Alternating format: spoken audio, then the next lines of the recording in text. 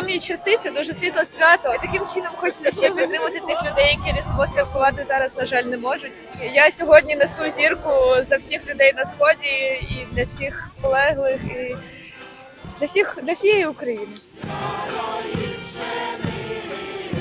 Зірка моя, я майстриня звіздарства. Це зірка пазл Чебурая на честь загиблого однокласника моєї доньки старшої. Вона також зараз служить, і чоловік у мене служить. Тому це на честь полеглих наших захисників і захисниць.